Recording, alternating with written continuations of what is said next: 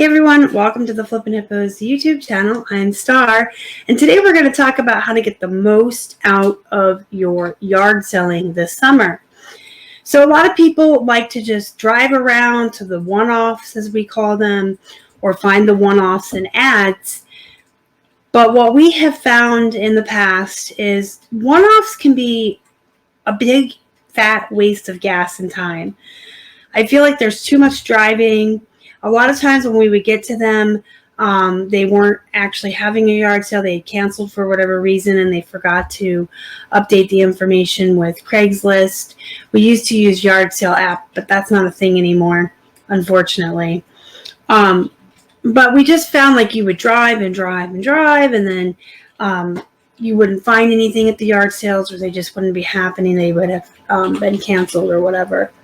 So what we found to be most beneficial for us as far as saving time, saving gas, and not driving all over the place was to look for and plan to find community sales, neighborhood sales, and church sales, and then go to the one-offs that were on the way there and on the way back. If you're wondering what I mean when I say a one-off, it's just like a one family household having a yard sale that's advertised somewhere, and you may drive 20 minutes to that one and then 15 minutes to the next one.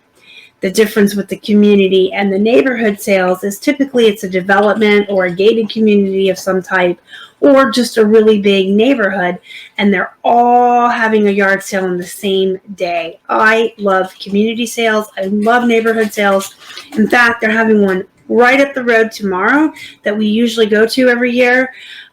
We're kind of back and forth. He's on it right now and still kind of deciding, do we really need to go sourcing and buy more stuff while we're moving? But community sales are great. Neighborhood sales are great because you know that typically you're going to be able to park at one spot and maybe walk 10 miles or 10 minutes, not miles, like 5, 10, 15 minutes in each direction. And almost every single house along the way is going to have a yard sale. Not everyone always participates, but it's at least like every other or every second house. And if it's a big enough community or a neighborhood, you can just keep moving your car and keep going. We have some community and neighborhood sales here that are so large, you can drive to them and spend 2 or 3 hours just parking, walking, moving the car, parking, and walking.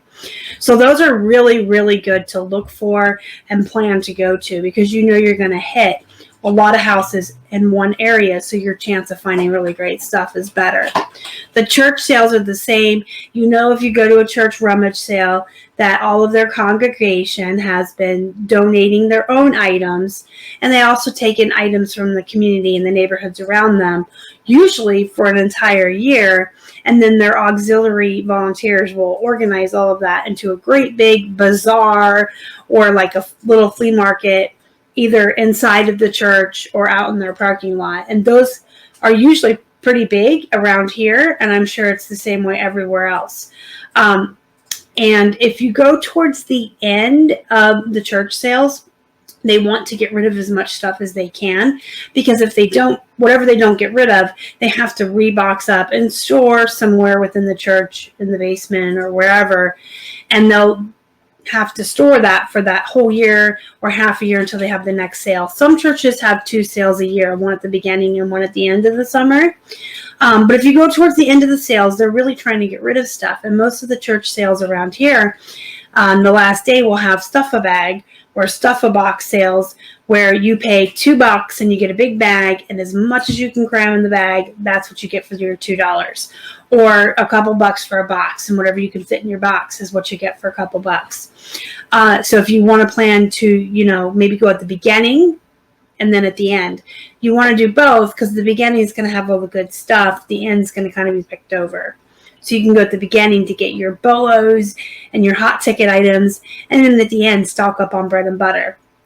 And so the point of the one-offs then would be, if there are any on your way or in between the communities, neighborhoods, and churches, then you would hit them because they're conveniently on the way. But you don't want to be driving hither to and fro all over town, 15 minutes to each house to just see if they have anything you want. But if there's a couple of one-offs on the way home, then absolutely, then they're not out of your way and you're not wasting time. The other thing you can do is check the churches in your yellow pages or white pages, whatever they are, Google. Look for the churches in your area, and you can actually just call them and say, hey, do you guys do like a rummage sale or a flea sale or something like that every year? And they're more than happy to tell you when they have them, what time they start, what weekends and all of that. And you can actually like keep a calendar somewhere of all the different churches in your area, the phone number, their address, and when their sales are. And you can plan each weekend around those. And then you would check ads for the community sales, the neighborhood sales. You can look for signs. There's huge signs all over the place up the road for this one I told you guys that's happening here. Unfortunately, as I mentioned, Yard Sale app does not any longer sync with Craigslist. So that's kind of a really useful tool we all used to use. It's gone. But you can still check Craigslist, the newspaper, Facebook, Marketplace. They usually put out ads for yard sales and neighborhood sales and things like that. But with the churches, you can call. And they typically stick on the same schedule. So if this church always has it on July 7th weekend, then they usually always have it. And they're more than happy to tell you when they're having them because they want to make money, because most churches use the money they make to benefit the church and the congregation or for charity. So those are all ways to save money, save time, and increase your chance of finding something great and not coming home empty-handed. There is nothing like going out in really hot degrees with the sun bearing down on you and driving all over town and coming home with nothing. Those days stink. They do still happen, though. I mean, you can't always be finding, the hot ticket items. But this will increase your chances of coming home not empty-handed. And it'll save you money, save you gas and time. Another thing that Keith and I like to do is pack a small cooler to take with us if we know we're going to be going all over the place to different sales and churches and stuff. Absolutely, you can stop at a convenience store for drinks. You can go through fast food for lunch. But you're wasting time and you're not staying on your budget you should be on if you're following Dave Ramsey. So to save money there, we'll make a couple of sandwiches. We'll get some snacks from the store, the grocery store, and we'll put drinks in the cooler. We can eat in the car while we're driving and save money that way as well, because we like to stay on our budget for eating out, our entertainment budget, and our grocery budget, because obviously we're huge proponents of Dave Ramsey. You also should research ahead of time and know what you're looking for, but you're not always going to know what you're looking for at a yard sale. So you can research items, types of items, niches, categories that you want to resell and flip on eBay. And then those are the items you'll be knowledgeable in that you can look for at these sales. But sometimes you're going to come across stuff that's new to you, that looks neat, but you're not quite sure about it. You're going to stumble into something that might flicker a memory, like, I don't know anything about this item, but I know I have seen Facebook groups talk about this. I've seen other resellers say this is a Bolo. So you're always going to come across things that are new to you that you're unsure of. Pick it up, put it in your hand, and walk around with it, and then kind of surreptitiously, if you can, check the comps. If there's no way for you to check the comps without looking suspicious or, hey, waving at everybody, I'm an eBay seller, you can always go to your car real quick and check them and come back. Some people don't mind checking them right there at the yard sale. Some people like to tell people they're a reseller at the yard sale. That's a personal choice. I have only ever been met with negativity when they find out I'm a reseller or that I'm an eBay seller. So I don't really try to advertise it. Like I would not wear this shirt out yard selling. I just wouldn't. I've only ever been met with negativity. And I think that some people just don't like the fact that you're going to buy something from them and make money off of it. It just rubs them the wrong way. Even though they're getting what they wanted and you're going to get what you want, it doesn't matter. You can't talk logic or sense with those kinds of people. But then I know sellers who walk right up into a yard and they're like, I sell on eBay and I want to buy all your stuff. And they give them a good price and they're all friends and it's great. So that's a personal choice again. You can openly tell them you're a reseller. You can check the comps in the yard find somewhere to surreptitiously do it or go back to your car. But if you see something you may want that you're not sure of, it is always best to put your hand on it, pick it up. I mean, even in a thrift store. If there's something on the rack that you know you need to comp that you're not sure of, put it in your cart. Go check the comps. If you don't want it, put it back where you got it from. Please don't be a hog or a slob and make more work for the workers. But if you walk away from something to comp it, you're going to come back to it not being there, chances are. So, again, research your own niches and your categories. Know what you're looking for. But keep in the back of your mind that you may run into things that are new to you, you've heard of other people talking about. Don't just tunnel vision, like look at everything and see the possibilities of everything you're looking at and how it could be a flip for you and how you can make money off of it.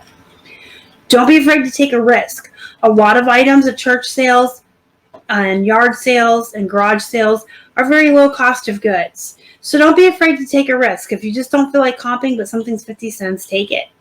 It's 50 cents. What could happen? You're not going to not pay your mortgage or not pay your eBay bills or whatever because you spent 50 cents. So don't be afraid to take that risk if things are low cost. A really good example I can give you is if I go to a church sale, they usually have a room with all of the kids' toys and they'll have all the plush in a corner and it'll say 25 cents a piece. I'll buy them all. I will just keep putting them in a bag and counting them and buy them all. There's 100. Okay, I've spent $25. I know I'm going to make my money back and then some. So don't be afraid to take those kinds of risks when the cost of goods is low. If it's a really big ticket item, sometimes even at a yard sale, it's going to be a little pricey for us as far as cost of goods. But if you can flip it for even more, that's great.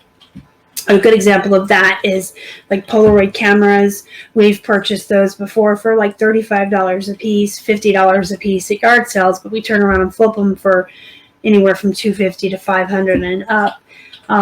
So again, that's all about taking the time to do the research and know what you're looking for and being willing to look at comps, even if you have to walk away.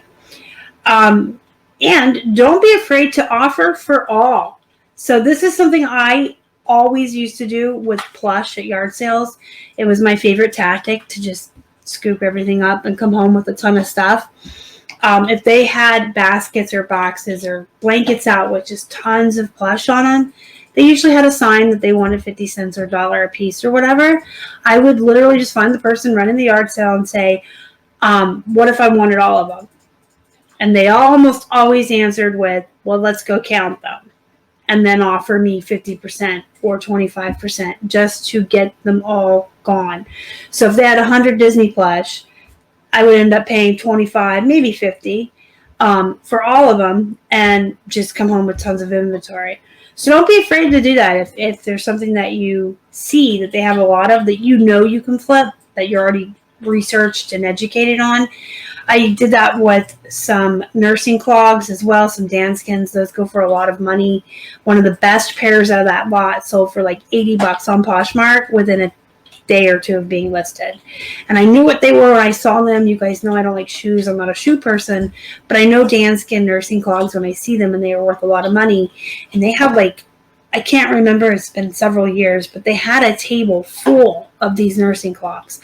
And they wanted $5 to $10 a piece. And when I told her I just wanted the whole table, she had another table over here with other types of shoes, pretty much bread and butter, but I knew I could make money off of them. She's like, well, would you take both tables?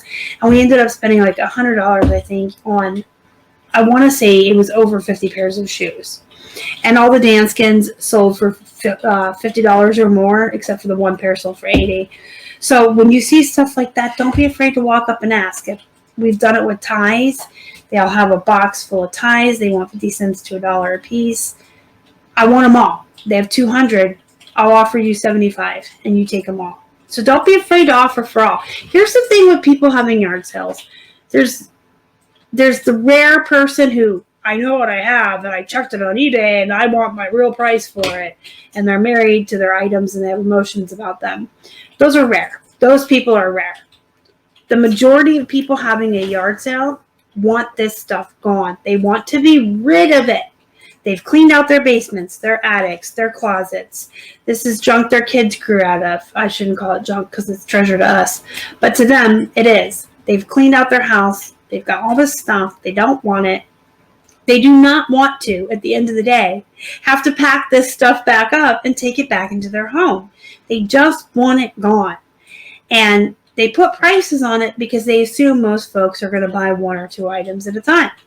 But when you walk up and say, I'm going to take all of these off of your hands, I just want them, they're really willing to work a deal out with you. So don't be afraid to approach people and ask, hey, what can you do for me if I want to buy all of these? Because they don't want it.